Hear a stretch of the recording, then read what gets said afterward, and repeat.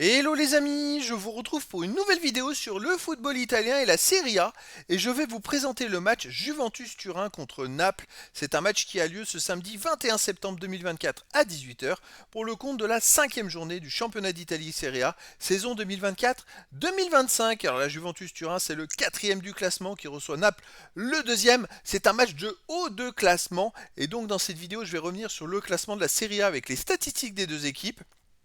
On verra aussi le classement des meilleurs marqueurs et meilleurs passeurs, toujours en Serie A. Puis on enchaînera par les 10 derniers résultats, toutes compétitions confondues et les stats de la Juventus Turin et de Naples. Et on terminera par les compositions d'équipe et tactiques éventuelles, ce qui nous permettra d'avoir une idée, une tendance à cette rencontre. Alors donc en Serie A, les amis, on a la Juventus de Turin qui est quatrième avec 8 points en 4 matchs, 2 victoires, 2 nuls, aucune défaite, 6 buts marqués, aucun but encaissé, plus 6 de différence de but. Ils n'ont pas encaissé de but pour l'instant en Serie A. C'est l'une des meilleures équipes. Ils sont invaincus, ils n'ont pas pris de but. Ils réalisent quand même un très bon début de saison de championnat, malgré le fait qu'ils soient quatrième. Naples de son côté est deuxième avec 9 points en 4 matchs, 3 victoires, mais une défaite, 9 buts marqués, 4 buts encaissés, plus 5 de différence de but.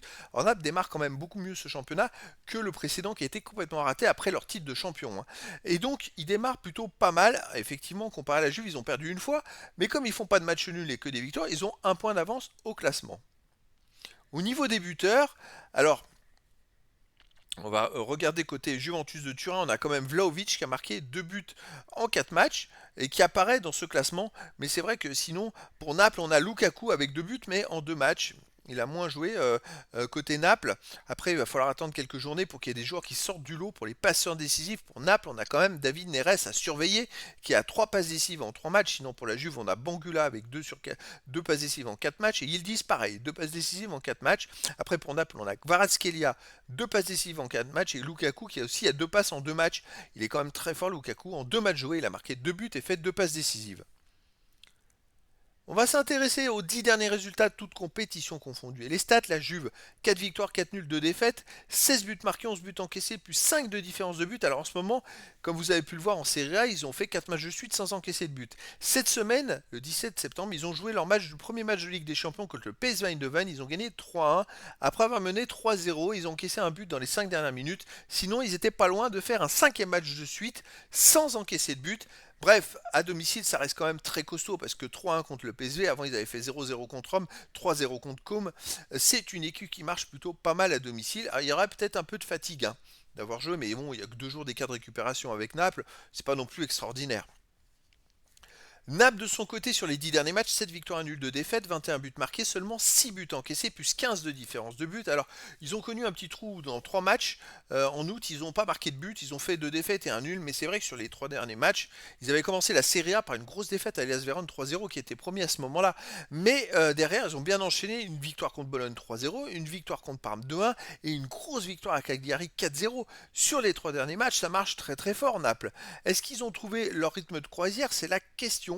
C'est vrai que là, franchement, on peut être très indécis entre ces deux équipes. Je pense que la Juve, c'est très costaud, mais Naples aussi. Et le fait que la Juve ait gagné cette semaine, ça peut jouer un peu dans la fatigue. Tout dépend de l'approche que Naples va avoir de ce match. S'ils vont faire beaucoup de pressing, s'ils vont mettre de l'intensité ou pas. En tout cas, un match très ouvert. Je ne sais pas si ça peut pas tendre vers un match nul. À voir. Au niveau des compositions d'équipe et tactique pour la Juventus Turin, on aurait du 4-2-3-1 avec gardien Di Gregorio, joueur de champ Kaloulou, Gatti, Bremer, Cambazo, Locatelli, Thuram, Hullier, Gonzalez, Koopmeiners, s'ils disent, et Vlaovic.